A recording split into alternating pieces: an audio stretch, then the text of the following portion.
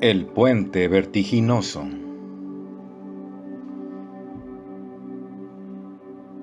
Aquella pausa hostil duró apenas un momento.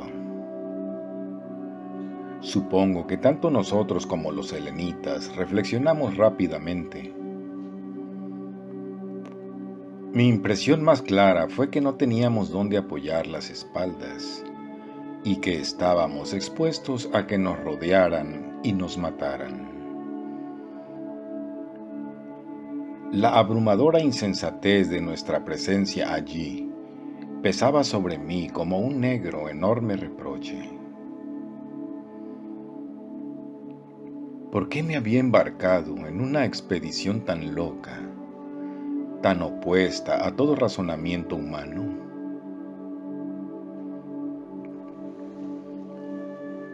Keivor se me acercó y me puso la mano en el brazo.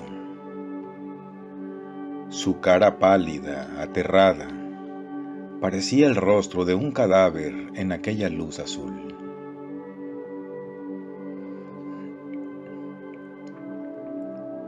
Nada podemos conseguir, me dijo.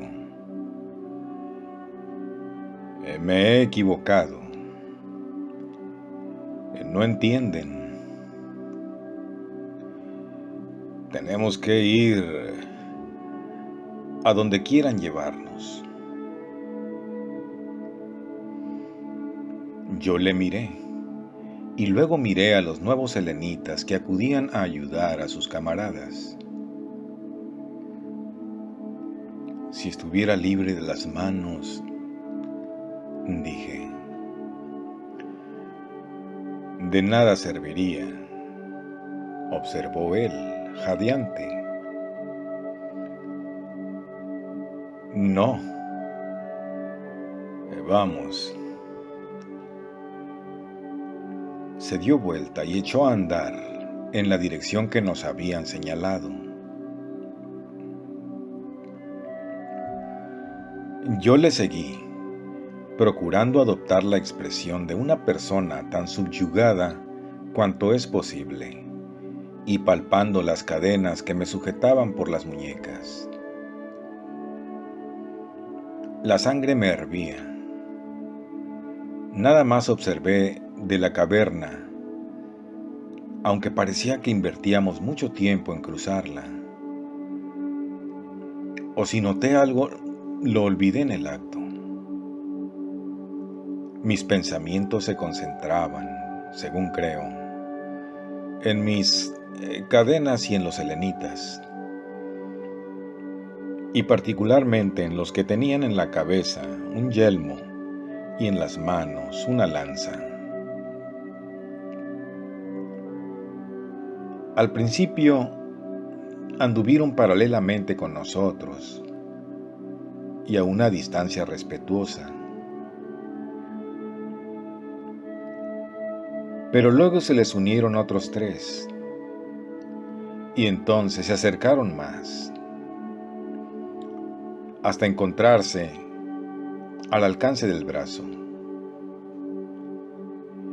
Yo me estremecía como un caballo espoleado al verlos acercarse.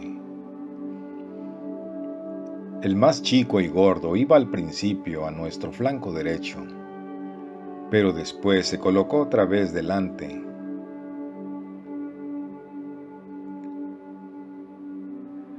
¿De qué manera indeleble se ha grabado la imagen de aquel grupo en mi memoria? Veía delante de mí la espalda de Keivor y su cabeza inclinada, apoyada en el pecho, sus hombros caídos desconsoladamente, y la cara agujereada de nuestro guía, perpetuamente vuelta hacia él. Luego los lanceros a cada lado, vigilantes y boquiabiertos. Un monocromo azul.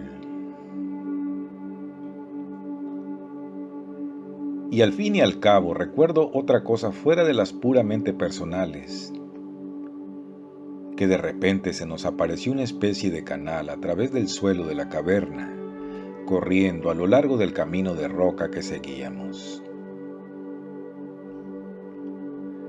Dicho canal estaba lleno de la misma materia azul claro, luminosa, que brotaba de la gran máquina. Anduve muy cerca de él, y puedo atestiguar que no irradiaba una partícula de calor. Despedía un brillo vivísimo y, sin embargo, no era ni más caliente ni más frío que otra cosa cualquiera de la caverna.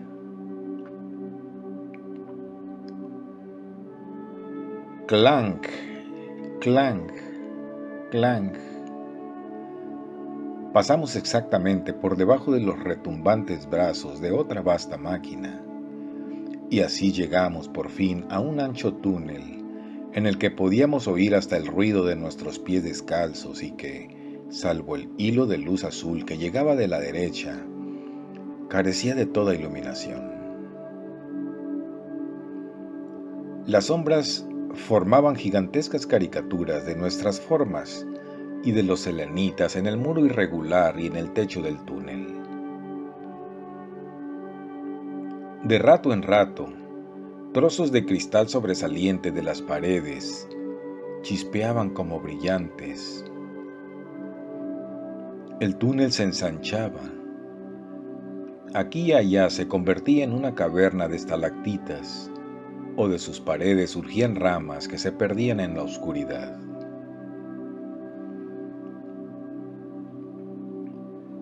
Parece que anduvimos por el túnel largo rato. Tricle, tricle, murmuraba la luz al correr por el canal, muy suavemente, y nuestros pasos y sus ecos hacían un irregular paddle, paddle. Mi mente llegó a una conclusión sobre la cuestión de las cadenas. Si pudiera sacarme una vuelta así, y luego deslizar la mano así...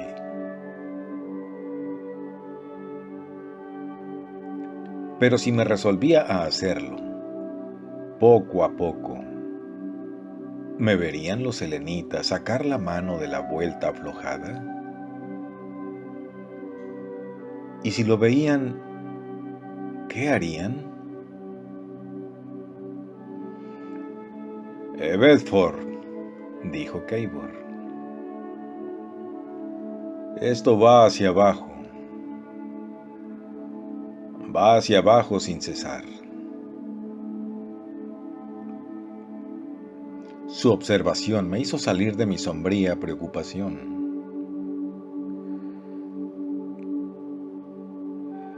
Si quisieran matamos, agregó Keibor, retrocediendo para ponerse a mi lado. No hay razón para que no lo hubieran hecho ya.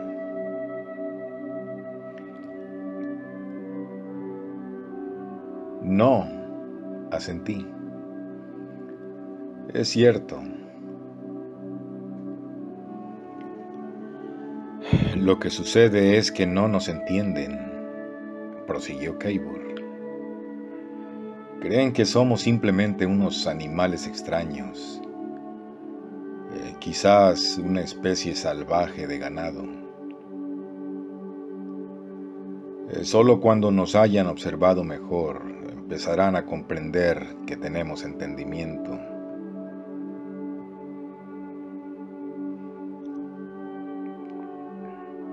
Cuando usted trace los problemas geométricos, pregunté. Puede ser que entonces.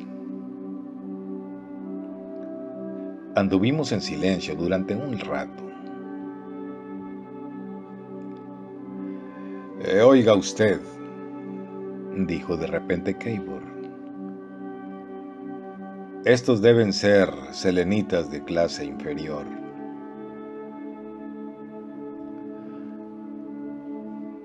Los muy endemoniados animales, exclamé yo, en tono airado, recorriendo con la mirada sus exasperantes fisionomías.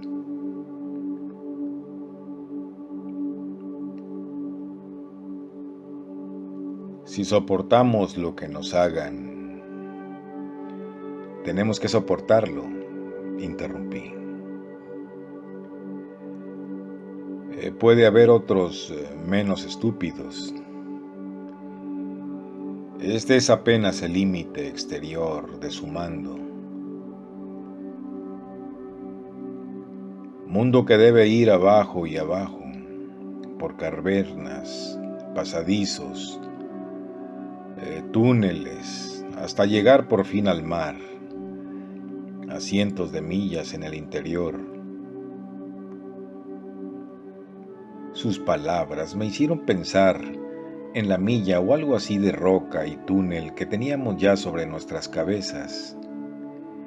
Aquello era como un peso que gravitara sobre mis hombros. Lejos del sol y del aire, dijo Keibor.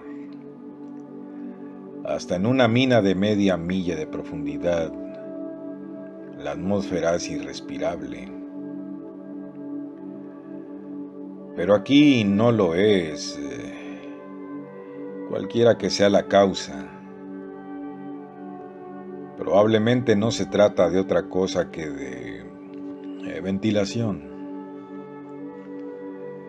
El aire debe soplar del lado oscuro de la luna al lado iluminado por el sol, y todo el ácido carbónico se precipitará allá y alimentará esas plantas. En lo alto de este túnel, por ejemplo, hay una brisa bastante activa. ¿Y qué mundo debe ser este? Las pruebas que vemos en esa tapa y en esas máquinas y en las lanzas, dije yo. No olvide usted las lanzas. Durante un rato anduvo en silencio por delante de mí. Y esas lanzas, dijo. ¿Qué? Al principio me enojé, pero tal vez fuera necesario que avanzáramos. Ellos tienen una piel diferente de la nuestra y probablemente diferentes nervios. Pueden no entender nuestras objeciones. Lo mismo que un habitante de Marte podría no comprender la costumbre que tenemos en la Tierra de dar golpecitos en el hombro para llamar la atención. Lo mejor que pueden hacer es no darme golpecitos a mí. En cuanto a la geometría, al fin y al cabo, su manera es también una manera de entender. Empiezan con los elementos de la vida y no del pensamiento. Alimentos, fuerza, dolor, hieren en las bases fundamentales. De eso no hay duda, contesté. Keibor se engolfó en una conferencia sobre el enorme y maravilloso mundo dentro del cual se nos conducía. Lentamente comprendí por su tono que no desesperaba del todo ante la perspectiva de ir aún más adentro de la madriguera extraña a la que daba el nombre de mundo. Su imaginación vagaba de las máquinas e inventos a la exclusión de 1000 cosas obscuras que a mí me aturdían. Y no se trataba de ningún uso que deseara hacer de aquellas cosas. Quería únicamente conocerlas. De todos modos, dijo, esta es la tremenda oportunidad. Es el encuentro de dos mundos.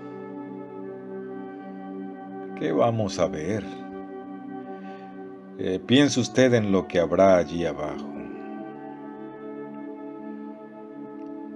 No hemos de ver mucho si la luz no es mejor, observé. Esta es solamente la corteza externa. Abajo, en esta proporción, debe haberlo todo. Qué historia la que llevaremos a la tierra. Los animales raros, dije. Se consolarán probablemente así cuando los llevan al jardín zoológico. Además, nadie nos dice que nos van a enseñar todas esas cosas.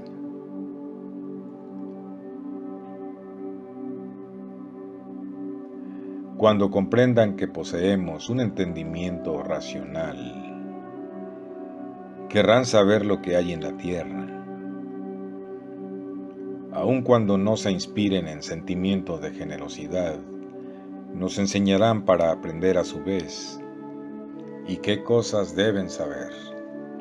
¿Qué imprevistas cosas? Prosiguió en sus cálculos sobre la posibilidad de que supieran cosas que él nunca habría considerado aprender en la tierra. Calcular así cuánto tenía aún un fresca la herida de lanzados en la piel.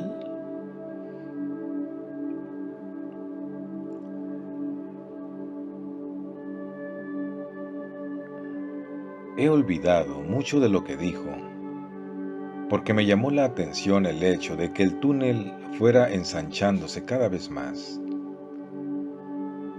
Por el cambio de aire parecía que saliéramos a un vasto espacio, pero no habíamos podido juzgar la extensión de este, porque estaba oscuro.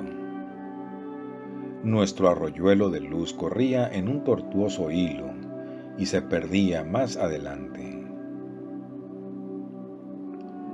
Las paredes de roca habían desaparecido ya a ambos lados. Lo único que quedaba a la vista era el camino que se extendía delante de nosotros y el susurrante, apresurado arroyo de azul fosforescencia. La figura de Keibor y la del guía selenita marchaban a pocos pasos de mí. Sus cabezas y sus piernas, por el lado del arroyo, estaban teñidas por la luz viva y azul. Y el lado oscuro, no iluminado ya por el reflejo del arroyo en la pared del túnel, se destacaba confusamente de las tinieblas. Y luego noté que nos acercábamos a algún barranco, pues el arroyuelo azul se hundía bruscamente perdiéndose de vista. Un momento después, o por lo menos así nos pareció, habíamos llegado al borde. La luminosa corriente daba un rodeo como si titubeara, y enseguida se precipitaba. Iba a caer en una profundidad tan grande que el ruido producido por la caída no llegaba hasta nosotros. Y la obscuridad de donde así se escapaba se volvía cada vez más negra, hasta llegar a la lobreguez casi absoluta, que apenas permitía ver una cosa como una plancha que se destacaba del borde del precipicio y se esfumaba y desaparecía antes de que alcanzáramos a ver su fin. Durante un momento, Keibor y yo nos quedamos parados, tan cerca de la orilla cuando nos atrevíamos a ponernos contemplando la tenebrosa profundidad. De repente nuestro guía me tiró del brazo. Después de llamarme así la atención, se apartó de mí, avanzó hasta el principio de la plancha y se paró en ella, volviendo la cabeza. Luego, cuando vio que seguíamos sus movimientos, echó a andar por aquel angosto puente, con tanta firmeza como si pisara un suelo firme. Por un momento, la forma de su cuerpo continuó visible, después se convirtió en una mancha azul y por último desapareció en la oscuridad. Hubo una pausa. Seguramente, empezó a decir Keibor. Uno de los otros selenitas dio varios pasos por la plancha y volvió la cabeza para mirarnos con el mayor aplomo. Los otros, parados, estaban listos para seguirnos. La impasible cara de nuestro guía reapareció. regresaba a averiguar por qué no habíamos avanzado. Nosotros no podemos pasar por allí a ningún precio, dije. Yo no podría dar ni 3 pasos por esta tabla, dijo Keibor. Y eso aunque tuviera libre las manos. Nos miramos mutuamente las caras desencajadas, con gran consternación. No deben saber lo que es el vértigo, dijo Keibor. Para nosotros es absolutamente imposible andar por esa plancha.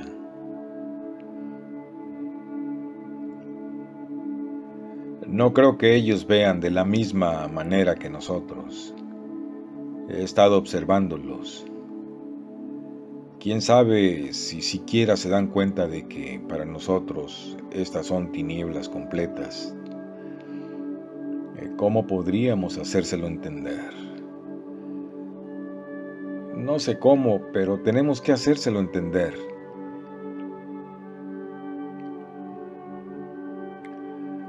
Creo que decíamos todo eso con una vaga, media esperanza de que los selenitas pudieran comprendernos. Yo me daba exacta cuenta de que todo lo que se necesitaba era una explicación. Pero luego cuando miré sus inexpresivas caras, me convencí de que no había explicación posible. Aquel era precisamente el momento en que nuestros puntos de semejanza con ellos iban a servir más bien a acentuar la diferencia que nos separaba en todo lo demás. De todos modos, yo no iba a pasar por aquella plancha. No pasaría.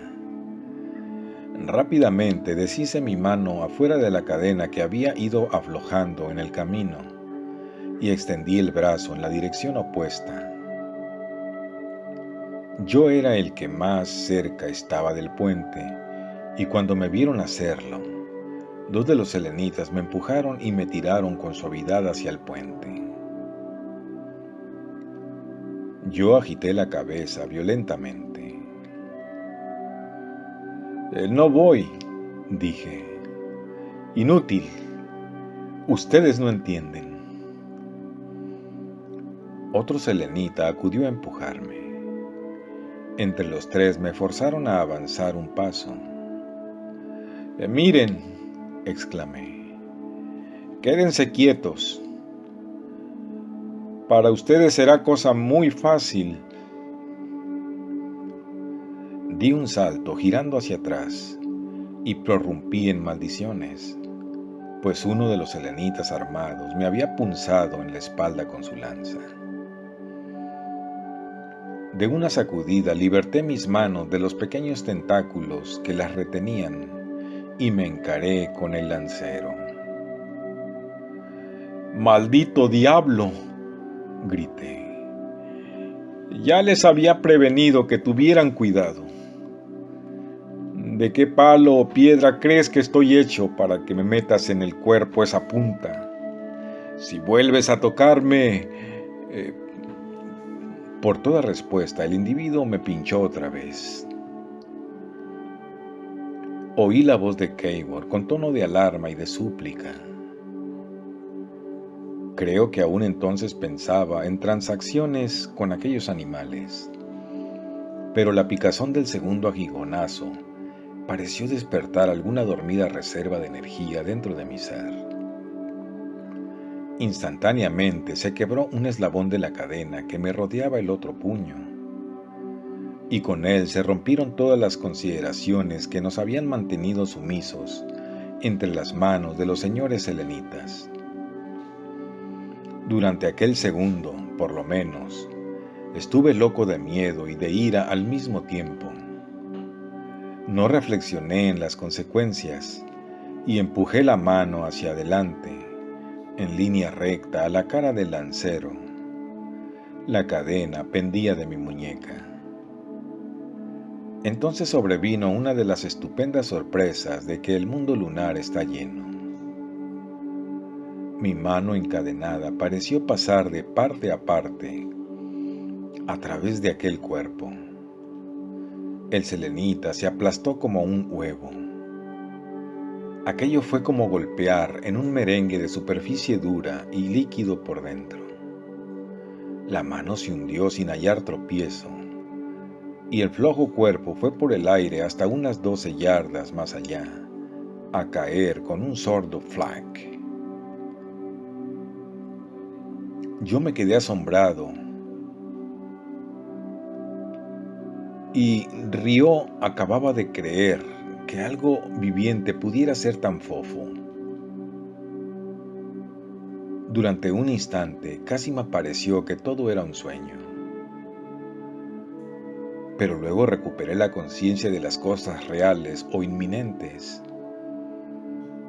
Ni Keibor ni los otros selenitas parecían haber hecho nada desde el momento en que me di vuelta hasta aquel en que el selenita muerto cayó en el suelo. Todos se mantenían apartados de nosotros, todos estaban alerta. Esa suspensión duró por lo menos hasta un segundo después de la caída del cadáver. Probablemente todos reflexionaban. Me acuerdo de que yo, con mi mano medio retirada ya, trataba también de medir la situación. ¿Y ahora?, clamaba mi cerebro. ¿Y ahora? De repente, en un momento, todos se movieron. Yo comprendí que teníamos que soltarnos de nuestras cadenas, pero para ello antes era necesario que venciéramos a los selenitas. Me encaré con el grupo de los 3 lanceros. En el instante uno de ellos me arrojó su lanza. Esta pasó zumbando por sobre mi cabeza, y supongo que fue a perderse en el abismo que quedaba atrás de mí. Saltó directamente hacia él, mientras la lanza volaba atrás. Él se volvió para correr, al brincar yo, pero di encima de él, lo derribé, me resbalé sobre su aplastado cuerpo y caí. Rápidamente me senté y por ambos lados vi las azuladas espaldas de los selenitas que se perdían en la oscuridad. Con un esfuerzo supremo abrí un eslabón y deshice el nudo de la cadena que me estorbaba tanto en los tobillos y me paré de un salto con la cadena en la mano. Otra lanza arrojada como una jabalina silbó a mi lado y entonces me precipité hacia la oscuridad, por el lado de donde venía, pero no encontré al agresor. Después volví al lado de Keibor, que seguía parado en la luz del arroyo, junto al abismo, trabajando convulsivamente en sus cadenas. «¡Venga usted!», le grité. «Mis manos», me contestó. Luego, comprendiendo que no me atrevía a correr hacia él por el temor de que mis mal calculados pasos pudieran hacerme pasar al borde del abismo, se me acercó, jadeando, con las manos extendidas por delante. En el acto puse manos a sus cadenas para desatarlas. «¿Dónde están?», balbuceó. «Han huido, pero volverán. Ahora nos arrojan cosas.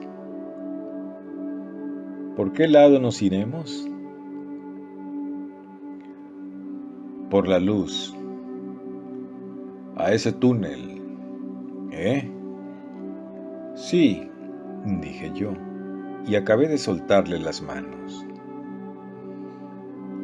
Me arrodillé y empecé a trabajar en las cadenas que lo sujetaban por los tobillos. «¡Sac!», zumbó algo, no sé qué, y cayó en el lívido arroyo, haciendo saltar numerosas gotas en nuestro derredor. Allá lejos, a nuestra derecha, empezaron unos silbidos y chillidos. Acabó de sacarle la cadena de los pies y se la di. «Golpee usted con esto», le dije, y sin esperar su respuesta, partí en largos saltos por el mismo camino que habíamos seguido a la ida. El ruido de los saltos de Keibor resonaban detrás de mí. Corríamos a largos trancos, pero aquel modo de correr, como comprenderán ustedes, era una cosa enteramente distinta del de correr en la tierra. En la tierra, uno salta y casi instantáneamente toca otra vez el suelo, pero en la luna, por causa de la atracción mucho menor de ese planeta, uno avanza a través del espacio durante varios segundos antes de caer en el suelo. Eso, no obstante, nuestra violenta rapidez nos hacía el efecto de largas pausas en cada una de las cuales se podía contar hasta 7 u 8. Un rebote y un vuelo por el aire. Toda clase de preguntas atormentaban mi mente entre tanto. ¿Dónde están los selenitas? ¿Qué van a hacer? ¿Llegaremos nosotros a ese túnel? ¿Está muy atrás Keibor? ¿Lo alcanzarán y le cortarán el paso? Y otro salto, otro rebote, y de nuevo otro salto. Vi a un selenita que corría delante de mí, pero no como nosotros corríamos, a saltos enormes, sino con el mismo movimiento de piernas con que un hombre corre en la tierra. Vi su cara que se volvía a mirar por encima del hombro, y le oí lanzar un alarido al echarse hacia un lado para perderse en la oscuridad. Creo que era nuestro guía, pero no estoy seguro de ello. Después, con otro largo salto, las paredes de la roca aparecieron a mi vista a ambos lados, y en 2 brincos más me encontré en el túnel, acortando ya mis saltos por exigirlo lo bajo del techo. Me subí a una especie de meseta. Allí esperé. Y luego, pluf, pluf, pluf, apareció Keibor, rompiendo el torrente de la luz azul a cada salto, y su sombra creció, hasta que llegó a donde yo estaba. Nos quedamos asiduos el uno al otro. Por un momento, a lo menos, nos habíamos desprendido de nuestros captores y estábamos solos. La rapidez de la carrera nos había dejado casi sin respiración. Hablábamos jadeantes, con frases entrecortadas. ¿Qué vamos a hacer? Escondernos. ¿Dónde? Arriba, en una de esas cavernas laterales. ¿Y después? Pensaremos. Bueno, vamos. Continuamos avanzando y a poco llegamos a una caverna ancha, oscura. Keibor iba adelante. Titubeó y luego eligió una negra boca que parecía prometer un buen escondite.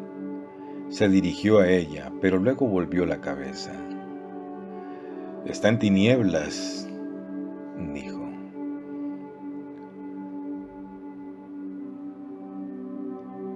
«Las piernas y los pies de usted nos iluminarán. Está usted todo mojado con esa materia luminosa. Pero...» Un tumulto de ruidos y particularmente un sonido que parecía el golpear de un gong que avanzaba hacia el túnel principal llegó hasta nuestros oídos. Aquello era horriblemente sugerente de una tumultuosa persecución. Ambos echamos a correr adentro de la caverna lateral, y en la carrera, la irradiación de las piernas de Keibor alumbraba nuestro camino. «Ha sido una fortuna», balbuceé, «que nos quitaran los botines, pues si los tuviéramos llenaríamos de ruido esas bóvedas». Corrimos y corrimos, procurando dar pasos tan cortos cuanto nos fuera posible para no golpearnos la cabeza en el techo de la caverna. Al cabo de un rato nos pareció que ganábamos terreno al estruendo. Después se amortiguó, se hizo confuso, se disipó a lo lejos. Me detuve, miré atrás y oí el pad, pad de los pasos de Keibor que se acercaban. Luego se detuvo él también. «Bedford», susurró. «Allá adelante hay una especie de luz». Miré y al principio nada pude ver. Después noté que sus hombros y su cabeza se destacaban débilmente sobre una oscuridad menos larga. Vi también que esa atenuación de la oscuridad no era azul, como todas las otras luces del interior de la luna, sino gris pálido, con una inclinación muy vaga al blanco, el color de la luz del día. Keibor observó todas esas diferencias tanto o más pronto que yo, y creo que también a él le infundieran las mismas desbordantes esperanzas que a mí. «Bedford», murmuró. Su voz temblaba. «Esa luz. Es posible». No se atrevió a decir cuál era su esperanza. Luego hubo una pausa, y de improviso conocí por el ruido de sus pies que corría hacia aquel resplandor pálido. Yo lo seguí con el corazón palpitante.